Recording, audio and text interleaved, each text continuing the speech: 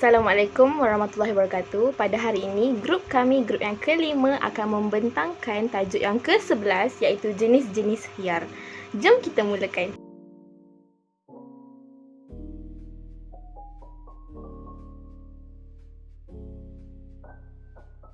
Assalamualaikum warahmatullahi wabarakatuh. Pada hari ini, saya akan menerangkan maksud khiyar.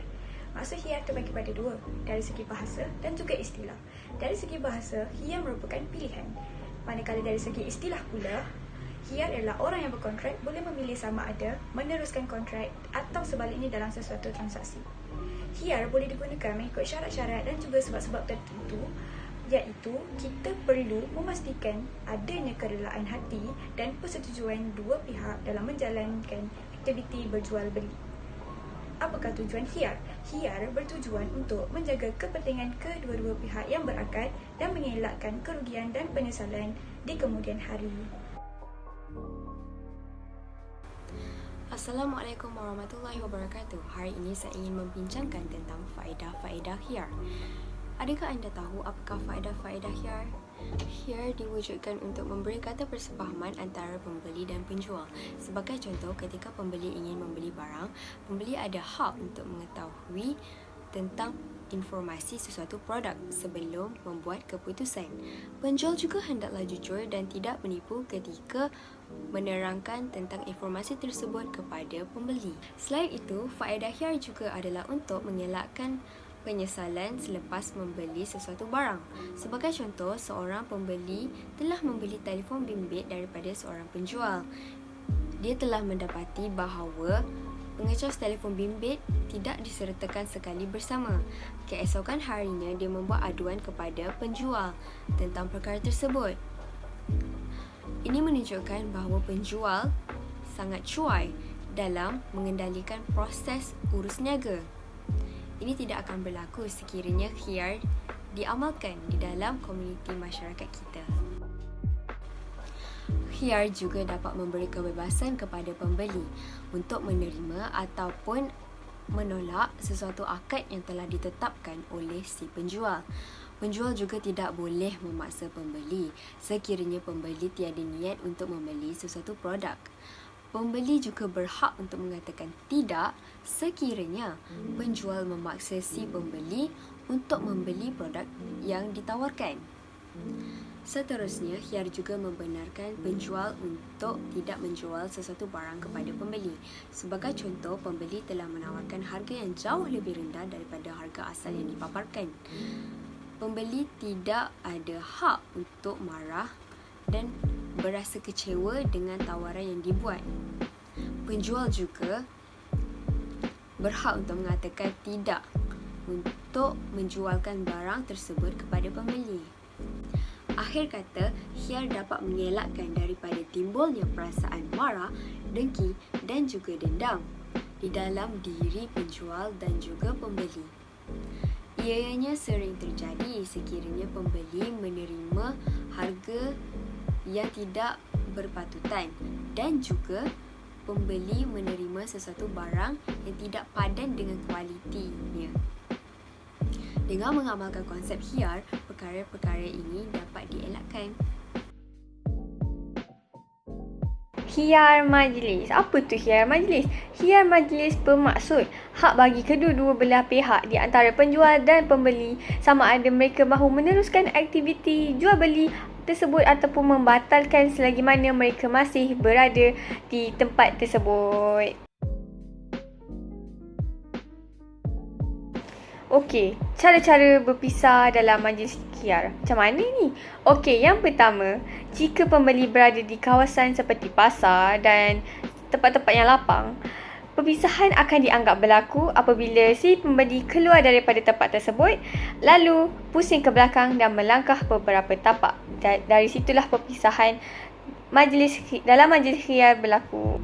Dan akhir sekali, jika pembeli tersebut berada di tempat yang sempit seperti rumah ataupun kedai runcit, perpisahan dianggap berlaku apabila salah satu pihak tersebut keluar daripada tempat tersebut, iaitu majlis tersebut.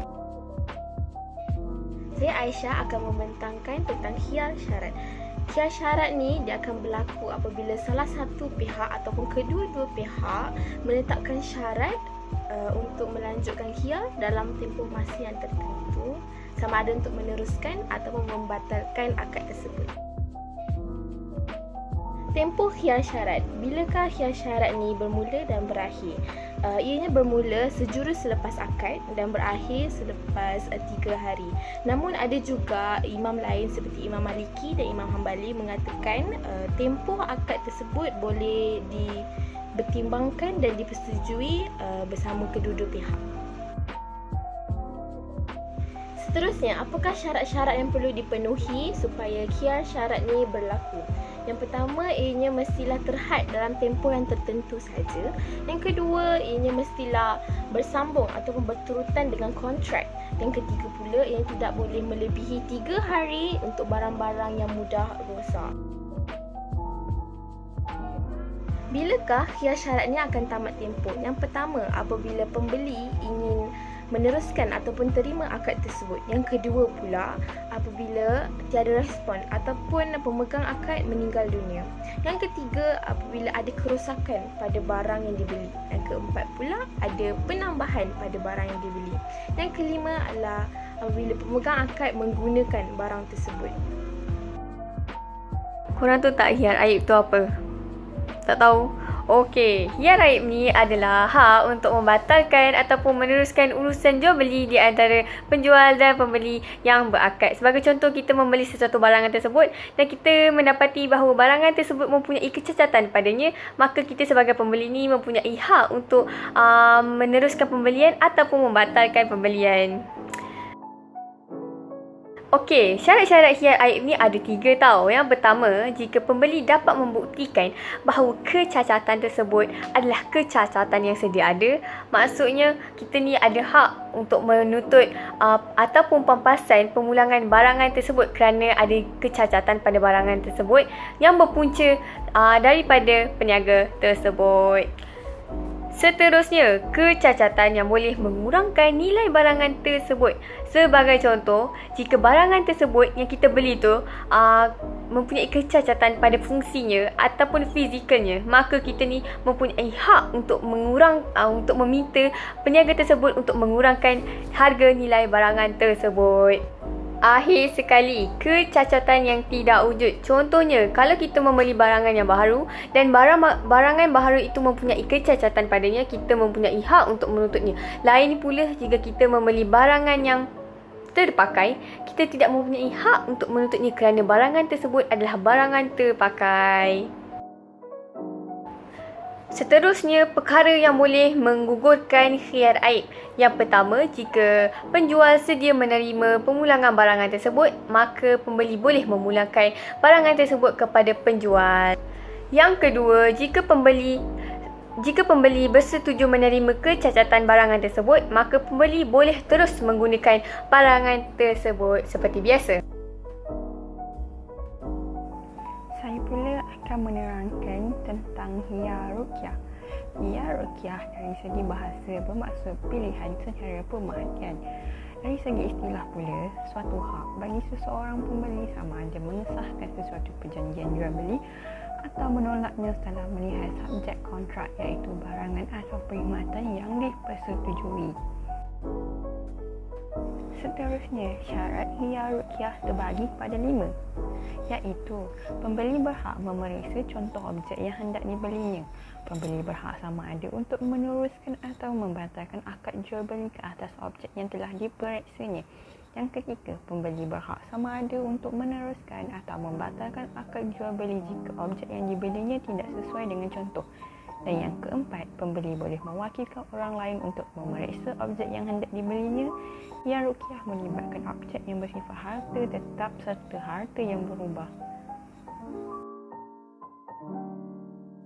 Dan khiyar ruqyah diterima oleh mazhab Hanafi kerana beliau berpendapat risiko pembeli adalah rendah atas sebab apabila barangan sudah sampai kepada pembeli, maka pembeli berhak untuk membuat pilihan sama ada untuk menerima atau menolak barangan tersebut. Manakala mazhab Imam Syafi'i tidak menerima transaksi sebegitu, terdapat garah yang tidak diketahui risikonya. Dan yang terakhir, perkara-perkara yang menggugurkan Hia Ruqyah. Yang pertama, pembeli rela dengan akad, dan yang kedua, produk yang rosak juga menggugurkan Hia Ruqyah. Yang ketiga, pemilik Hia meninggal dunia, dan yang keempat, pemilik Hia telah menjual, menghadiahkan atau menyewakan produk kepada orang lain. Sekian, itu sahaja daripada kami. Saya, wakil daripada kumpulan 5, ingin memohon maaf sekiranya terdapat kekurangan di dalam video ini. Terima kasih kepada semua yang menonton. Assalamualaikum.